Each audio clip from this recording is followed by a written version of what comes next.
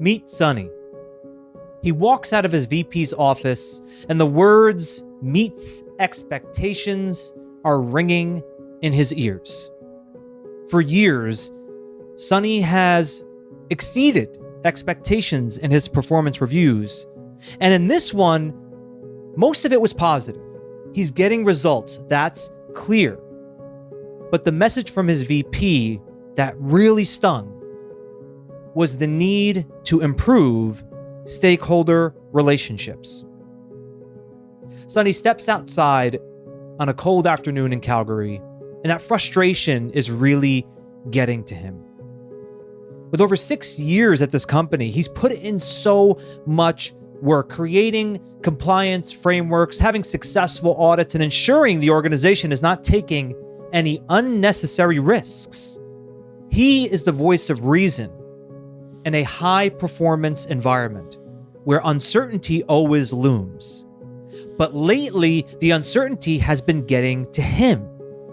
He's been getting so angry that after all the work that he put in, it may just be going by the wayside because a merger is happening between companies.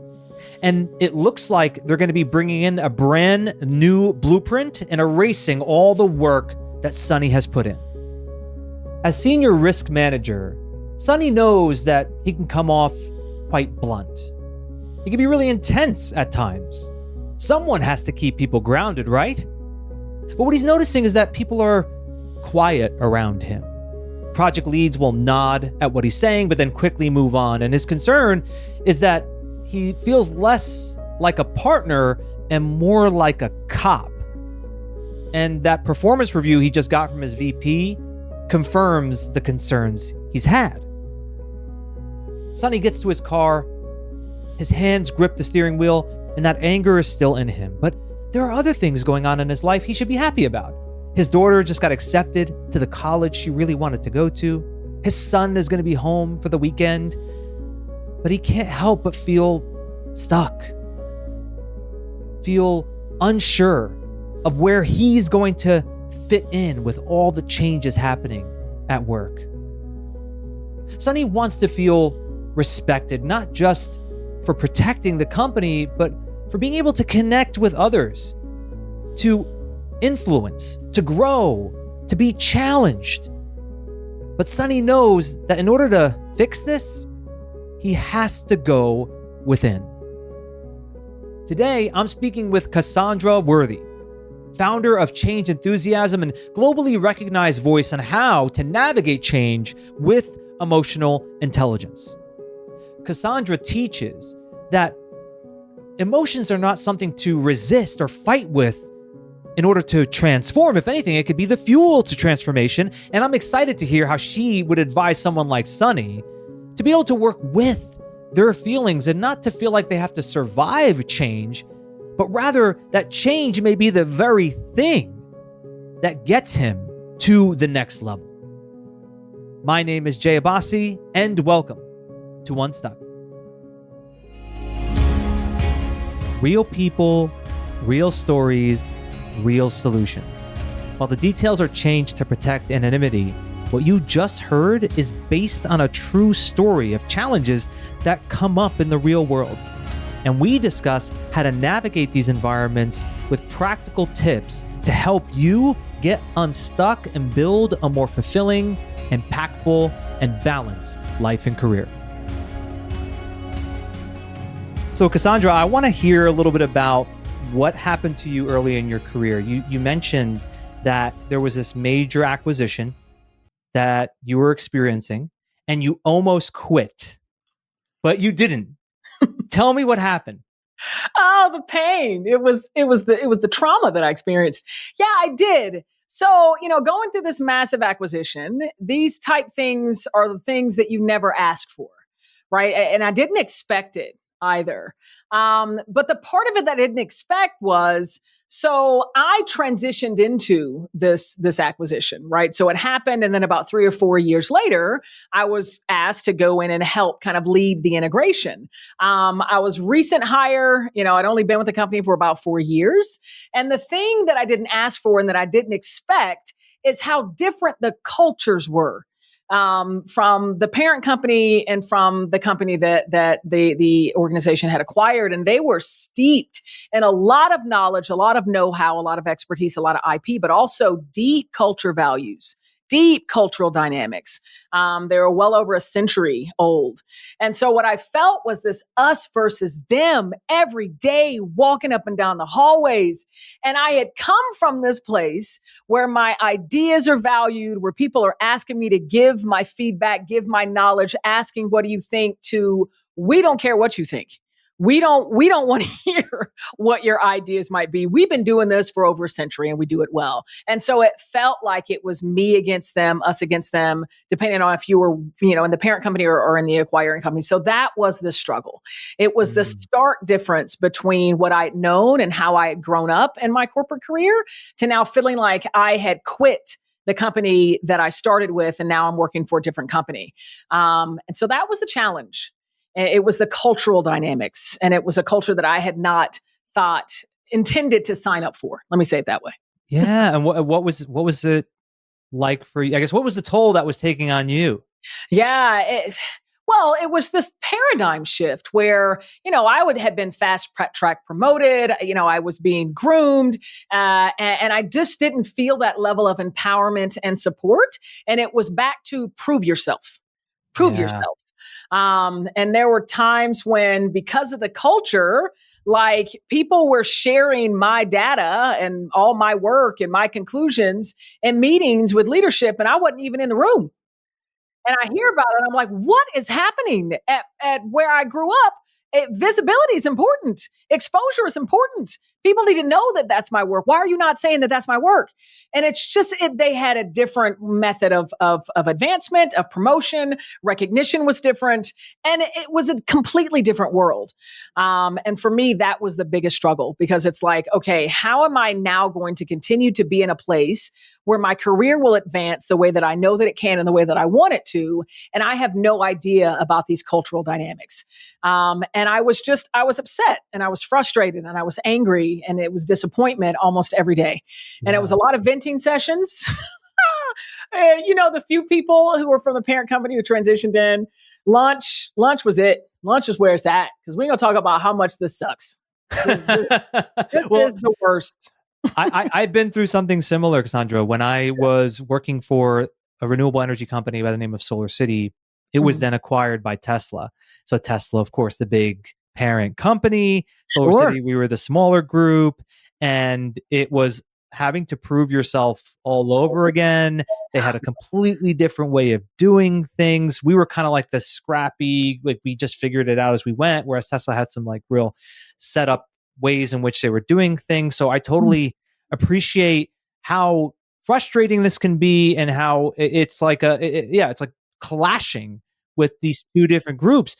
What I also know, though, is, and this is something I know you tell in your story, is it then helped you to be able to work through something. You came to some realizations from that experience. So what did you learn from that experience? Yeah, the seed that was planted was the seed that grew into the work that I lead today all over the world, and the company that I'm scaling around the world, and this mindset of change enthusiasm. It's when I went to a mentor, and it wasn't over lunch, but it was still a venting session, because I was telling this woman everything short of, look, you need to fire my manager.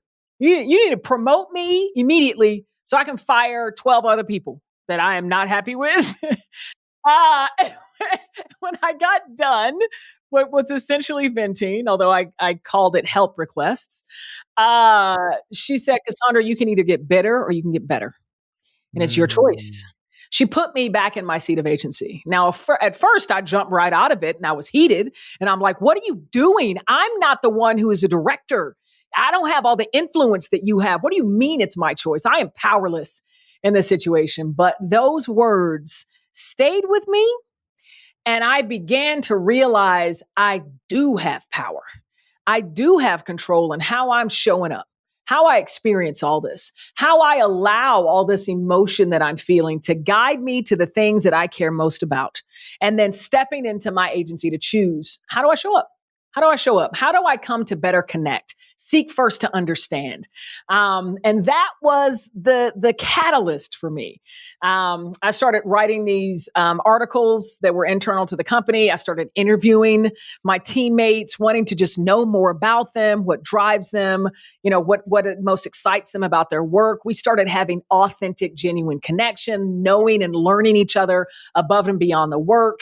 I started to learn more about their culture, more about what was driving the us versus them, and it slowly started to melt. Slowly started to melt. And when I shared these stories and I shared my ahas and my insights throughout the company, I mean, people grabbed hold of it. Even people who weren't in that business, people over in Asia read this report and thanked me for it because of the aperture that it widened for them. And it helped me realize that even in those type changes, when you feel like it's happening to you, it never does. It is always for you. It's always for your good. It's always for you to become a better version of yourself. You just have to trust that and then explore how and use your agency to choose how you show up and how you experience it. So that was the beginning of this mindset. I started to practice it because I needed it. And then it's grown into something so much bigger that I honestly never dreamed it would be. Yeah. Well, I think the mentor that you're referring to helped you to realize something that I think so often people just do not even see that they're doing. And I know I've done this many times throughout my life, which is put myself in the role of victim. 100%. 100%. Right? Yeah. It's all happening to me. This is not my fault. This is on you. You need to fix this. You need to fix this. But man, when you can transition that, flip the paradigm and realize that you can be the victor, that you do have a choice. You were never powerless because you always can choose. And I still believe that, even having spent just a little bit of time in jail, which we can talk about if you want. But I still had power on where my thoughts went.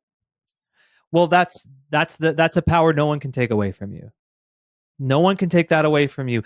What I'm curious to learn from your experience too is, how do you now respond to that voice that may come up in your head that's trying to blame the world? Because I don't think it goes away. I know it doesn't for me, right? Which is to say, like, I could still feel that victimization come up when something doesn't go my way. And I'm curious, from all the work that you've done and you've spoken on stages and you work with people on how to stay in a better mindset, what works for you to stay in that kind of mindset and to not fall into the victim paradigm? I'll tell you this. I haven't felt like a victim in a really long time.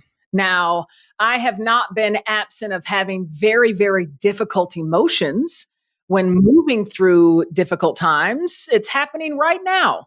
In the industry that I'm in, this business that I'm scaling, it is not easy. It is very difficult work. And there are many times where I feel what I call those signal emotions, right? That anger, that frustration. My God, another rejection, right? But because of the practice of this mental framework, I have built the muscle memory. I have wired the dendrites and the synapses and the grooves, right? This neuroplasticity that serves us in our mental capacity. I have written that and used it and practiced it so many times that it is there to serve me every time I'm feeling those difficult emotions. And the thought doesn't fall to, why is this happening to me? How dare them? I am the victim here. It is, what is this emotion trying to tell me? What is here for me to learn? And it is an acknowledgement of, what are the energetic signatures I'm experiencing, right? What are these physiological cues? My fists are balling up. Once again, I feel like punching a wall. My mouth has gone dry. I'm sweating. I know I am angry. And then is, what is this anger trying to tell me? What is it pointing me to? And that's still not easy, right? That's still not easy because the anger's still there. And now the practice is granting grace, naming the emotion, sitting with it, thanking it for being with me, and questioning, what are you telling me? What is here for me to learn? How can I grow? But that is through practice. That is over 2 decades of practice. And I probably just stopped being a victim 2 years ago. Well, I really love the language that you're using and how you explain it, because there's some subtlety there that I want to acknowledge, which is when you're talking about it, I even hear it in how you're saying it. You're depersonalizing it. You're not saying it's my anger, you're saying it's anger. And I think that when we are able to depersonalize it, we're able to then work with it. I just the other day, I was in well, the whole day had a lot of things that led to anger arising within me. So it was from the morning when I was bringing my daughter to school and the traffic was insane. And what normally took me 10 to 15 minutes took me 45 minutes to get her to school, which then led to me getting caught in the traffic on the way back, which means I wasn't able to go to the gym, which then messed up my whole flow. And then I'm behind on my work. And I remember texting my fiance that day, and this is how I worded it. I said, I'm noticing there's a lot of anger in me right now. That's it. I'm just noticing it. It's like, whoa, it's really building up here. It's all over my physical body. I could feel it like pulsing within my body. But and I feel like you and I have gone through a similar kind of practice over time, which is I in no way identified with it. In no way did I let it fuel all of my actions. I just became acutely aware of it. And by just becoming aware of it, it didn't have a grip on me like it may have had 20 years ago. This is a beautiful thing. I applaud you. I celebrate you. It sounds like you're a change enthusiast and maybe you didn't even know it. I didn't have a name for it until now. Yes, that's the thing. And this is the part that's been so surprising to me about this work. So when I invented this thing, I wrote this book, we're building this company, doing these certifications, like I thought, okay, this is for the people who struggle, who really have a difficult time moving through change. They get stuck, they resist it, they need this. But there have been so many individuals who say, Cassandra, this is what I have been practicing for years. And I've tried to get other people to practice it, and I haven't had language for it. I didn't know what it was called. I didn't know how to describe it. You have just enabled me to help somebody else bring this thing to life that I already do. I was not expecting it, but there are so many change enthusiasts around the world, you don't even know that's what you're called. And here you are, one of them. Wow. I love it. I love it. I love it how there's just this podcast I've been doing now for a little under a year, but I really value the connections that it offers to me. This is like me just being selfish here a little bit, which is like I get to meet great people and learn from them in every one of these conversations, and this is just another example of that. And okay, so you have now this you said it's like a framework, right? And there are some, like, it's a muscle. I like that you were describing it as new neural networks, right? And synapses that get established. I do that. So from your work or your research, what are think of it like, if there was a bicep curl to build up the muscle, right? And in one's physical body, what is the version of that, the practice that you feel helps people to be better at working through change and working through these disruptive emotions?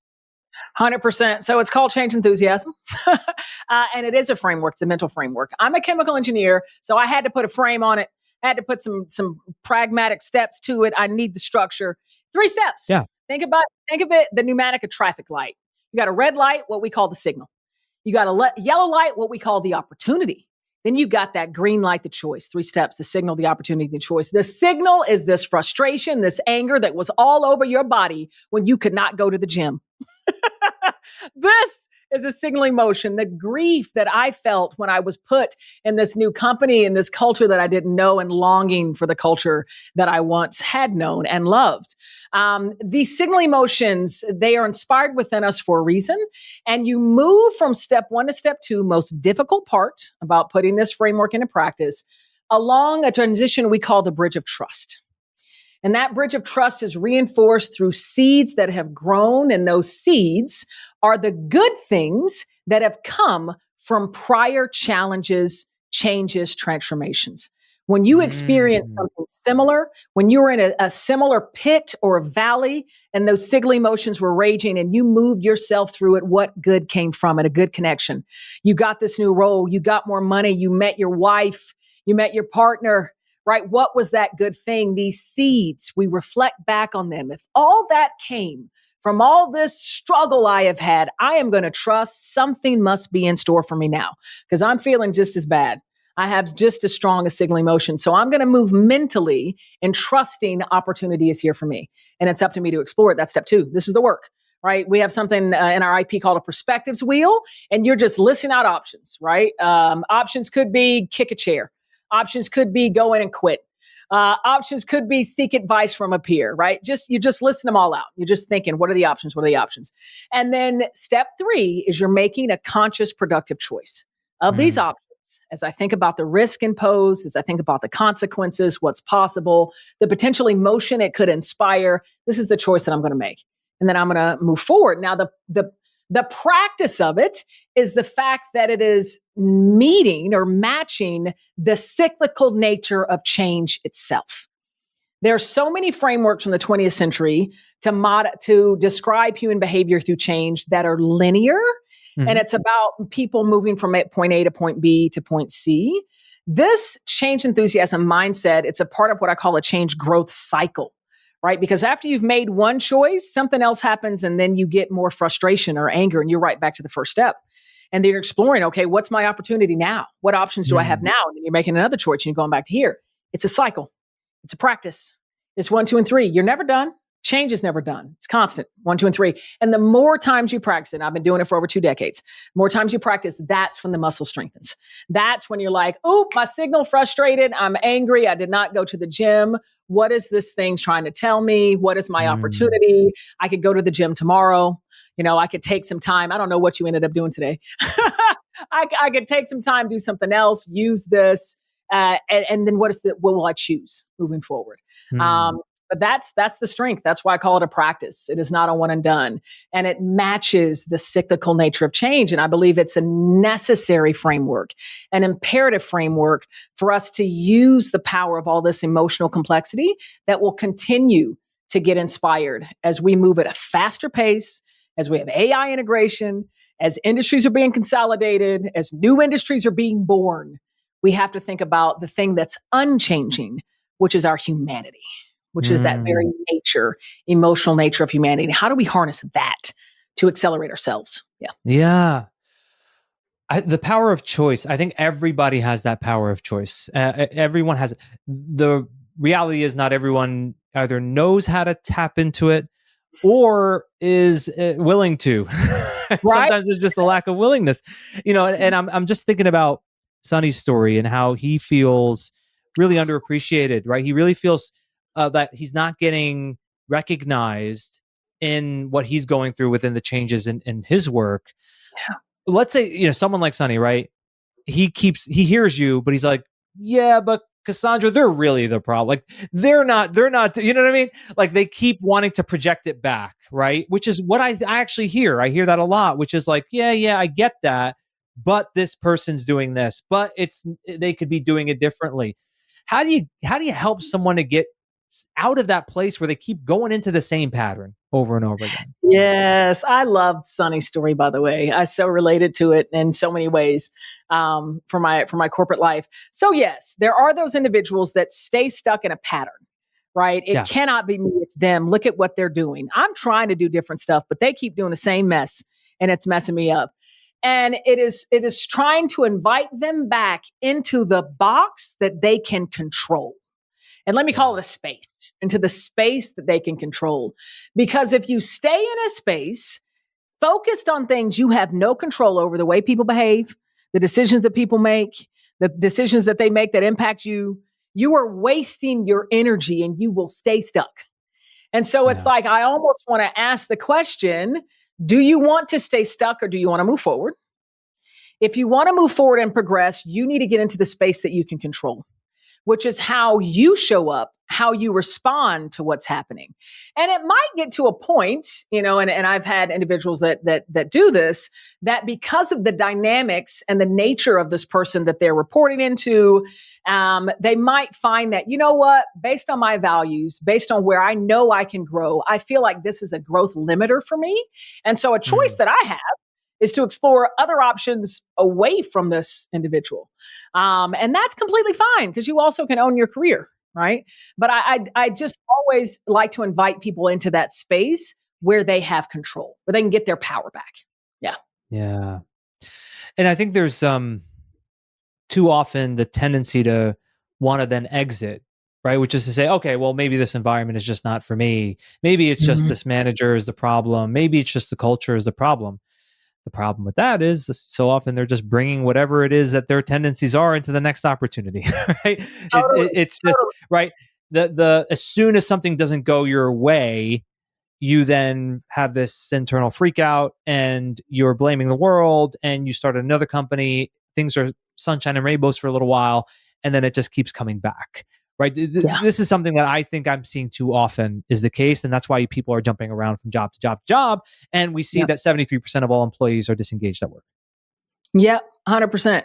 And what I would coach, and I always advise, before coming to that choice of having the power to remove myself from the situation, have I learned as much as I possibly can from this individual? Because the most difficult people that we invite or that come into our lives usually invite us into our greatest lessons. So have I gotten the lessons from this individual that I am meant to get? And then the other is to, have I invited this individual into their opportunity to understand the impact that their actions are having on me? This is my favorite way to frame influencing up.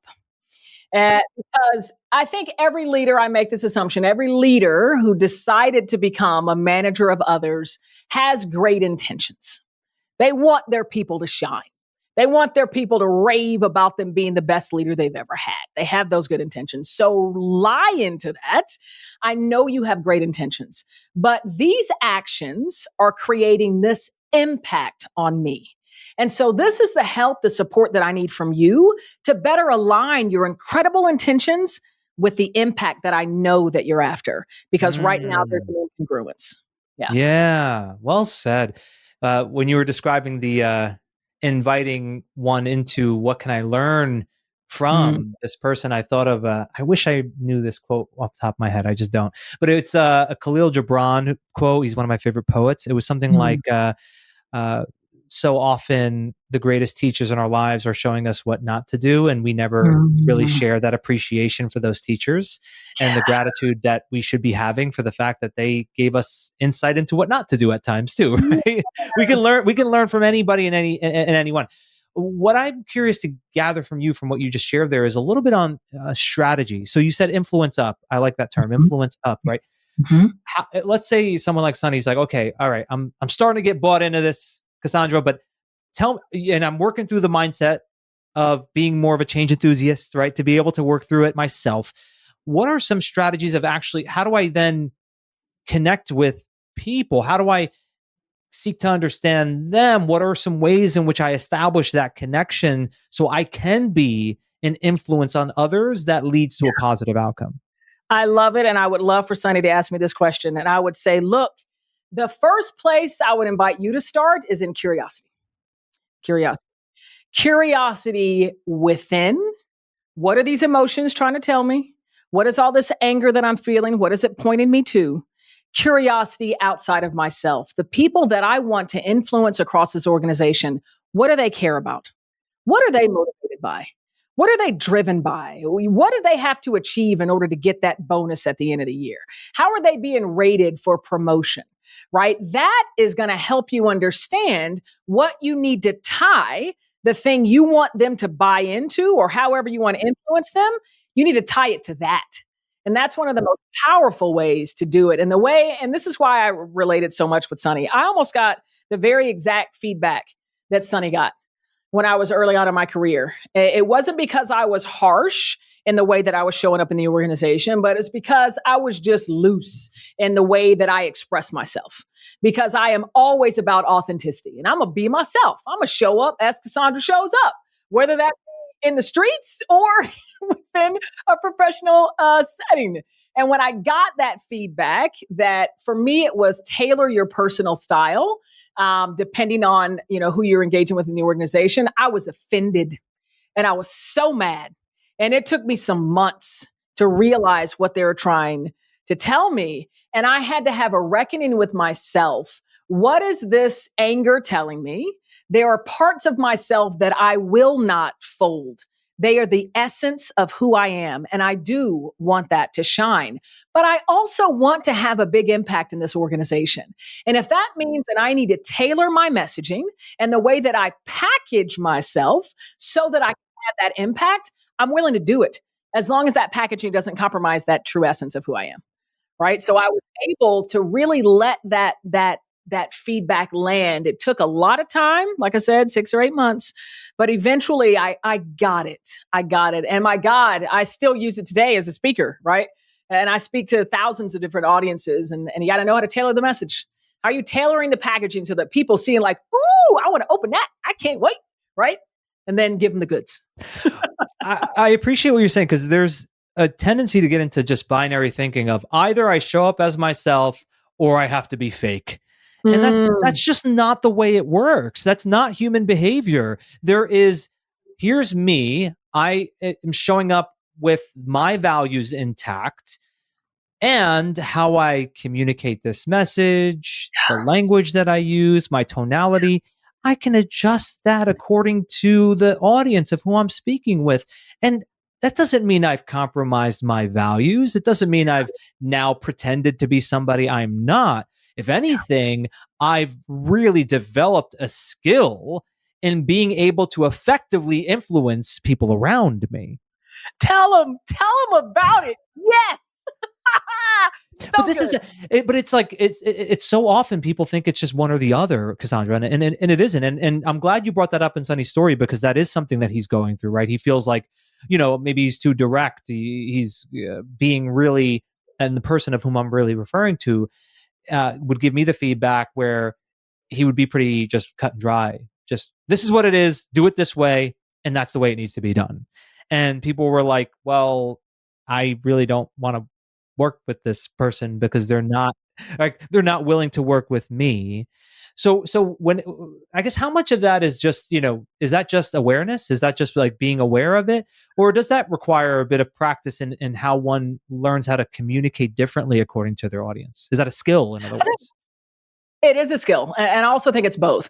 I think that it does require a great deal of self-awareness and awareness of the impact that you're having. So as I talk about that framing for influencing up, I think about that for myself as well. This is the intent that I have. And I like to check in with my team. Am I having that impact? Is there incongruence there? And if so, help me to align it, because this is what my intention is. And yeah, so it's a part of that. And it's also a skill. It's also a skill. And I will tell you, as a Black, female, queer individual, this thing about authenticity means so much to me. It means so much to me, but I also fully understand and embrace, to have the impact that I want to have in the world, I have to not compromise the essence of who I am while packaging my messaging, tailoring in a way that I can achieve that impact that I know is possible. And there are times when there were questions or things that were asked, like, I have a piercing in my face. And I had a manager tell me, Cassandra, if you're going to keep that metal in your face, people are going to look at you differently. So you're not going to get promoted if you have that. And I'm like, you know what? This is a part of who I am. This is the way that I show my authenticity. And I love this thing. I will not lose it. But I appreciate the insight, because what I'm going to choose to do is to make sure my results are so exceptional and my performance is so exceptional. They don't even think about a metal in my face. And when I made that decision, I remember I was on a team. I've been working with this individual for like 2 or 3 years. And they looked at me one day and like, oh, Cassandra, you got a face piercing. How long have you had that? And I'm like, I love it. But the way you just described that is, you took it as a data point. Yes. Yeah, exactly. It's a data point. Like it's helpful. You factor in the data point, and then you make a decision recognizing that, hey, where that person is coming from, there could be some truth to it. You don't just deny it, in other words. And it doesn't mean you have to necessarily agree with what they're suggesting, but you have to factor that data into what will that then require of me, and what are the kind of ways in which I'll be perceived if I decide to go this route. Absolutely. And for Sonny, the data he's getting is you're a bit brash, you're a bit direct. People are shutting down by the methodology that you're conveying your messaging. That's data for Sonny. Sonny can either hold firm, okay, I hear that data, but you know what? I like being blunt. I like being direct, and take that as a priority over actually having any impact or any influence or people listening to him. Or, okay, how can I change the way that I convey messaging so that people remain open and actually hearing me while not compromising my directness? And there are ways of going about that. Yeah. Well, I think that you've clearly proven it in your own experience and your success and your business and everything, that one can have both. One can be authentic to themselves and make an impact. And why I think you're able to do it so well is because you care so much about both, right? Like, in other words, it's like I care about being true to my values, but I also deeply care about the impact. So what I think is happening oftentimes with people is they really only care about what they get out of things. But what you have and what you're sharing here, and what I think we're communicating in this conversation, is make it where you also equally care about the impact that you're having on others, and that is the healthy balance that you want to strike. 100%, because you can also go to the other extreme. You could care so much about the impact that you lose yourself in the work. Yeah. And that's, obviously you can do that if that's what you choose, but I just ask, if you're doing that, make it be a conscious choice. I've made the conscious decision that I will not lose myself in this work. And a lot of this work is so much of my story and my journey and this thing that I've created. And so I'm grateful to be able to put my authenticity in it, but also always tailoring the message so that anytime I give somebody this package of this message, they go, ooh, and they want to open it. I love it. Now, speaking of that, I always want to ask towards the end of our conversations, if you had an opportunity to meet Sonny. So let's say Sonny was in the audience of one of your talks and he is intrigued by what you're sharing. And you know how after a talk, you speak with the audience, right, off stage, or you're connecting a little bit. And let's say Sonny tells you his story and what he's going through, and you're listening. Of course, you acknowledge what he shares, and you have an opportunity to ask him a question or two to get him to think a little bit differently here, to be able to make some internal shifts. What would you ask him, Cassandra? Yeah. Oh, I would love it. Sonny, my man, how can you use the power of curiosity to understand what all this anger and frustration is trying to tell you, and the opportunity to become a better version of yourself that it's inviting you into? That's my first question. Ooh. My second question is, Sonny, how would you also use the power of curiosity to learn how you might shift the way that you present yourself and the messaging to others, such that you maintain your directness, but you do it in a way that people remain open and it lands on them, and your intent remains congruent with your impact? How can you use curiosity in both those ways? Yeah. I love that. Inviting him into curiosity. And everyone listening, I invite you into curiosity. Be curious, ask questions. Really, like, that's such valuable insight for anybody listening. And for anybody listening, I recommend learning more about Cassandra and the great work that you're doing. And you have a certification program you were telling me about before we started recording. And I would invite anybody to go check it out. If you want to become a change enthusiast, it's changeenthusiasmglobal.com. Is that right? You got it. And just toggle to solutions individuals and you'll find the certification page. Get certified, join our community, learn these tools, start practicing them. Because I think they're going to be imperative as we move through the rest of the 21st century and beyond. And having a community to do it alongside with makes such a difference. Massive. Right. We can't do this all alone. And I think, Cassandra, what you're offering here is an opportunity for people to connect with others who are like-minded. And I think that's wonderful. So, Cassandra, thank you so much for taking time out of your day. This was such a wonderful conversation, and I really appreciate you taking the time. It's been a joy and an honor. And thank you for the work that you do. You're helping to change the world for the better. And I appreciate you. Before I record these recaps, I listen to the conversation that I have with my guests, and that was so fun. Cassandra has such a great personality. She also is incredibly intelligent. She offers insights in a way that's digestible for anybody.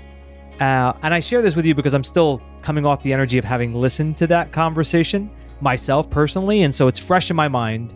And I have what I believe are the most valuable insights and actionable takeaways. So first of 3 insights, your agency to choose.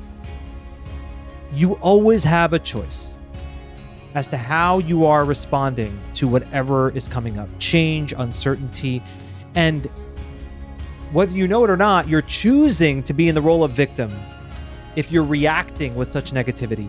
So never choose the role of victim and always see that everything is happening for you.